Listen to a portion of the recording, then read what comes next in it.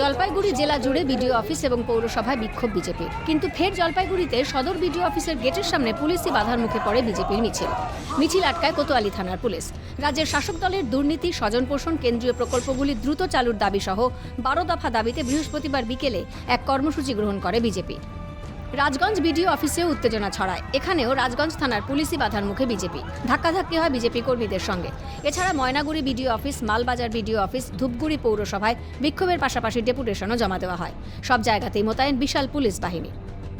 তৃণমূল সরকারের রেশন চুরি, তৃণমূল সরকারের ঠিকাদার রাজের মাধ্যমে লুট, পশ্চিমবাংলা তথা জলপাইগুড়িতে তৃণমূলের যে দুর্নীতি, স্বজনপোষণ, বিপিএল এর কার্ড থেকে রেশন কার্ড থেকে সবখানে কাটমানি, তার প্রতিবাদে আজকে সমস্ত বিডিও অফিসে অবস্থান বিক্ষোভ চলছে।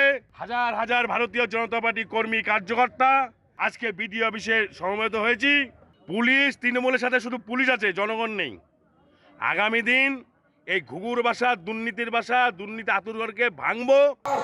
আজকে ধূপগুড়ির উন্নয়ন যে স্তব্ধ হয়ে আছে, যেখানে রাজনৈতিকভাবে তারা যে ফায়দা লুটছে, অর্থ তসরুপ থেকে শুরু করে উন্নয়নের ব্যাঘাত ঘটানো, সমস্ত কিছুই বিষয় নিয়ে আজকে পিছিয়ে করা হয়েছে। জল প্রকল্প নিয়ে যে ভাতাবাজি দিয়েছিল 2017 সালে উন্নয়ন করেছিল, যে আমরা বিনা পয়সা বাড়িতে পানীয় জল খাওয়াবো, সেই পানীয় জল আজ পর্যন্ত হয়নি। রাজ্যের কেন্দ্রীয় স্বরাষ্ট্রমন্ত্রী অমিত শাহ 2021-এর নির্বাচনে বিজেপির টার্গেট বাংলা। শাসক দলের বিরুদ্ধে একাধিক ইস্যুতে সরগরম রাজ্য রাজনীতি। এই আবহে সোনার বাংলা তৈরির লক্ষ্যে বিজেপির কেন্দ্রীয় নেতৃত্ব। কিন্তু এভাবে বিরোধী কণ্ঠ রোধ করে কি বিজেপিকে ঠেকানো যাবে? প্রশ্ন রাজনীতির কারবারিদের। জলপাইগুড়ি থেকে তিতাস পালের রিপোর্ট, ক্যালকাটা টেলিভিশন নেটওয়ার্ক।